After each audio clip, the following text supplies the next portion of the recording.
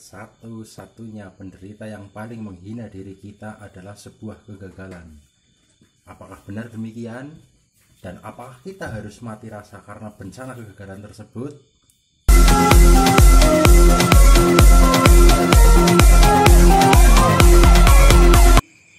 Assalamualaikum warahmatullahi wabarakatuh. Selamat malam teman-teman. Saya akan melanjutkan tentang virus mental yang ketiga.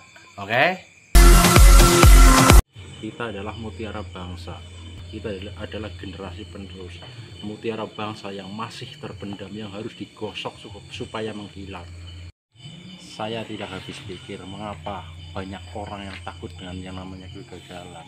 Ingat, hanya orang yang berani sakit, hanya orang yang berani gagal, hanya orang yang berani ditolak, itulah yang akan menuai keberhasilan yang luar biasa. Di dunia ini itu tidak ada satu orang pun yang tidak pernah merasakan yang namanya kegagalan.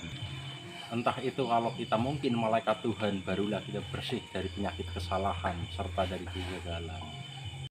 Memiliki motivasi dalam diri. Apa itu motivasi dalam diri? Motivasi dalam diri yaitu impian. Karena impian adalah salah satu tujuan hidup. Karena banyak orang yang hidup tapi tidak punya tujuan. Ingat, memiliki tujuan yang jelas dalam hidup. Terus berusaha, tidak takut dengan resiko apapun, yang penting positif dan diimbangi dengan doa.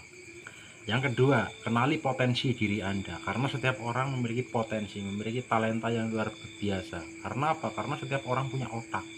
Otak adalah sumber utama yang bisa mengubah masa depan manusia. Berhasrat untuk terus berkembang, terus belajar dari orang-orang yang luar biasa, bacalah buku-buku yang positif, bertindaklah yang positif, bergaulah dengan orang-orang yang positif, dan lain-lain. Bekerja sebaik mungkin, jangan pernah putus asa, apapun resikonya selagi itu tidak merugikan orang lain, dan selagi itu hal yang positif, lakukan terus. Bergaul dengan orang-orang positif, oke? Terkadang banyak orang yang mudah terprovokasi oleh lingkungannya. Mereka hanya mengikuti arus. Buatlah hidup menjadi lebih bermakna, lebih berarti untuk kehidupan Anda sendiri.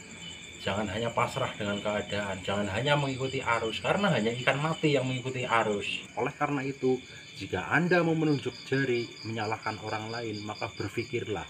Dan di dunia ini tidak ada satu orang pun yang tidak pernah melakukan kesalahan. Tidak ada seorang pun yang suci.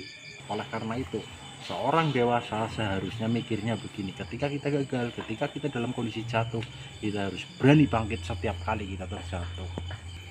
Ingat, komputer tercanggih di dunia yaitu otak. Otak kita yang bisa mengubah masa depan kita. Jaga pikiran Anda, karena itu akan menjadi kata-kata Anda. Jaga kata-kata Anda, karena itu akan menjadi tindakan Anda. Jaga tindakan Anda, karena itu akan menjadi kebiasaan Anda. Dan dari kebiasaan Anda lah yang akan mengubah nasib Anda. Milikilah sebuah impian. Impian dan keinginan itu beda. Impian itu harus diwujudkan. Gimana caranya? Dengan usaha dan doa, maka impian kita pun akan terwujud. Impian adalah motivasi dalam diri. Secara spiritual, yang namanya impian itu ditulis, dilihat, dibayangkan, didoakan, dipraktekkan. Caranya dengan usaha dan doa, maka impian kita pun akan terwujud. Kegagalan itu bukan satu-satunya alasan untuk kita menyerah, tapi kegagalan adalah sebuah pembelajaran yang sangat berharga. Mengapa kita harus takut dengan kegagalan? Karena tanpa adanya kegagalan kita nggak mungkin bisa sukses. Gagal, bangkit lagi, gagal lagi, bangkit lagi. Terus berusaha, imbangi dan doa. Tidak ada yang tidak mungkin.